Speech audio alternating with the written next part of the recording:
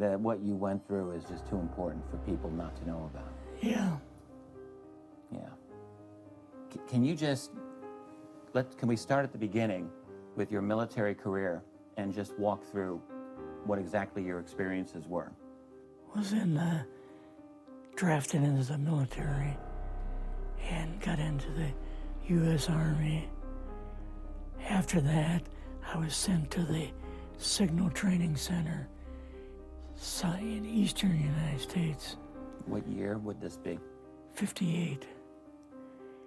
I went through the Signal Training course, and at that time, I went through the radio teletype course and also the cryptography course, crypto. They had 5 instructors that were getting out of military service. So they pulled the top 5 students, and I was 3rd in class. So I got pulled as an instructor. Now, were you at this time also working yet for CIA? No. Not yet? No. After one day, my boss came to me, and he said, how would you like to, make some extra money? And I said, oh, money is good. So he explained to me that he could put it through. I would have to get a top secret White House Q clearance for the job, And I thought, boy, must be a pretty exclusive thing, And I said, well, what is this? And he said that I'm director for the CIA for Eastern United States, And I said, oh, I didn't know that. And he said, you weren't supposed to. After about 6 weeks, my security clearance came through, and I got my CIA card.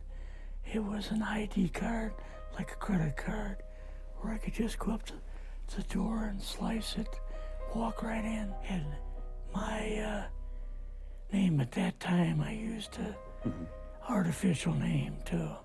Never used my real name. I started working with him on the project he was on, and that was Project Blue Book, which was kind of partially a fraud. You're saying some of the Blue Book cases were completely fictitious? Yes. But the cases that we got came from, I think it was Fort Belvoir, Maryland. Mm-hmm. Fort Belvoir? Yeah. And it didn't come from the Pentagon, or it didn't come from CIA headquarters. But we would get reports about a certain sighting that they had in Mexico or Italy or something like that. And then we had people that would follow through on it, that would go out and interview the people to see if they were nutcases or if it was real, So they'd be going overseas frequently? Yeah, I wasn't, but I always stayed statewide. But the people we had working with us from the CIA would do that. We would get like a new report probably a couple times a week.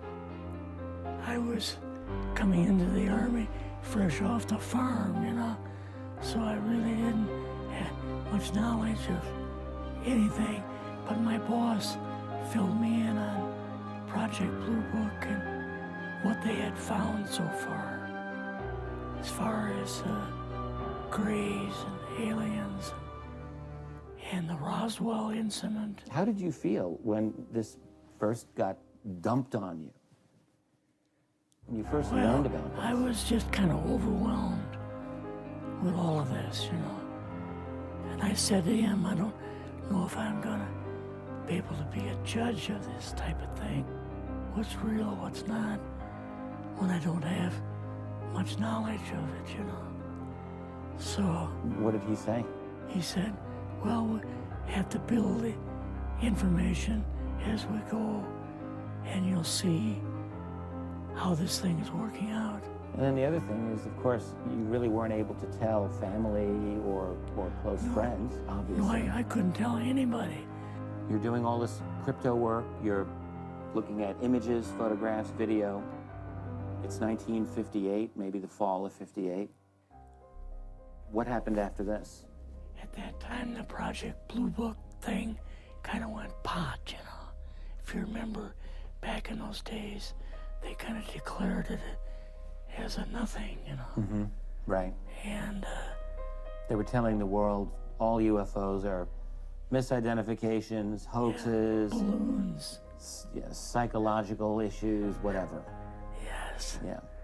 So my boss came to me and he says, we've both got a new assignment. And he says, oh, I said, where are we going? Oh, he says, we're going to the Capitol.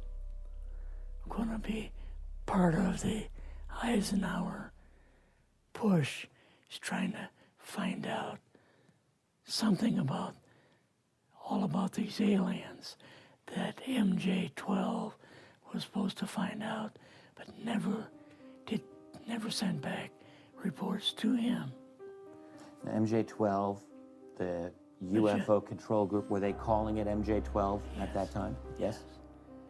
They called us in, went into the Oval Office, and President Eisenhower was there and Nixon, and they said, we called the people in from MJ-12 from Area 51 and S4, but they told us that the government had no jurisdiction over what they were doing. So he said, I want you and your boss to fly out there. I want you to give him a personal message. He says, I want you to tell them, whoever is in charge, tell them that to get in, they have this week, coming week, to get into Washington and to report to me. And if they don't, I'm gonna get the First Army from Colorado, and we're gonna go over, we're gonna take the base over. I don't care what kind of classified material you got. We're gonna rip this thing apart. Eisenhower was going to invade Yes, Area 51.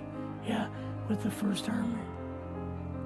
So you go out with your superior. Yes. You fly out. You land. What happens? Can you describe this whole process? What you saw? They took us the 13 or 15 miles south to S4 and like different garage door openings. And in these garage door openings, they had like different saucer crafts. The very first one had the Roswell craft in. It was kind of crashed up, but apparently every alien that was in it died except for a couple. So you see the Roswell craft, and what are some of the others that you see? Well, the Roswell craft was really strange because it looked like real heavy aluminum foil. We could rock next to it, and you could rock it. The whole thing probably weighed 150, 300 pounds. Could they tell what the source of power was of this craft? Yeah, it was like a reverse gravitational thing of some kind. In fact, one later on, I got the mathematical code for reversing gravity in a 3x5 card. I guess there are different types of grays and so on. How did you see that evidence?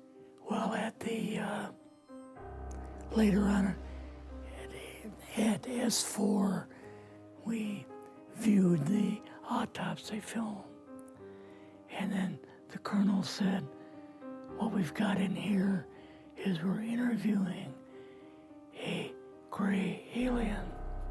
All right, right there, how did you feel at that moment?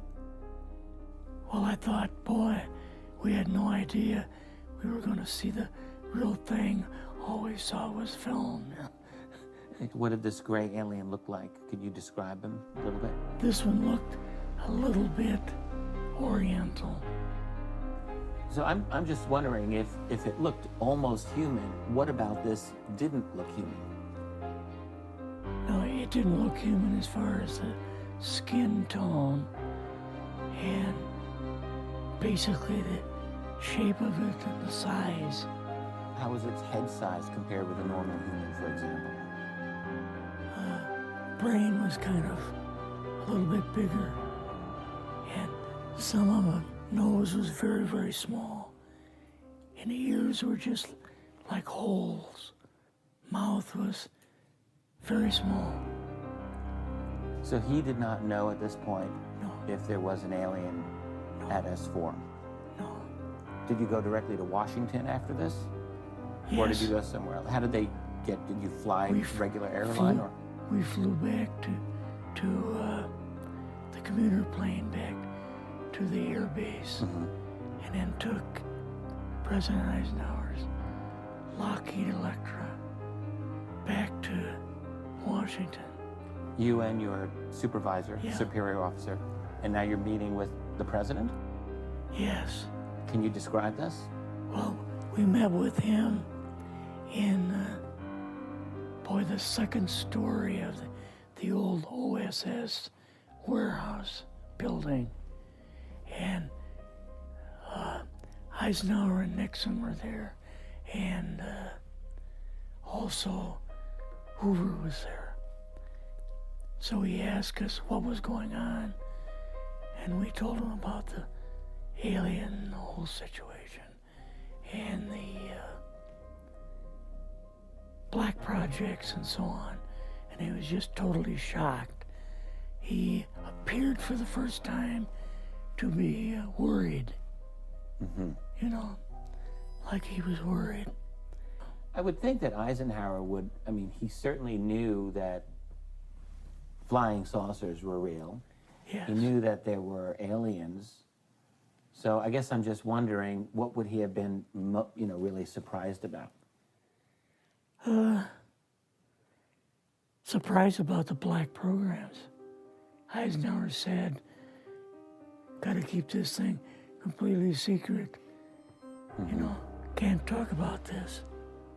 Your actual name is, the name you grew up with, that was a different name than what you Yes. had in the... I never used it in the CIA at all.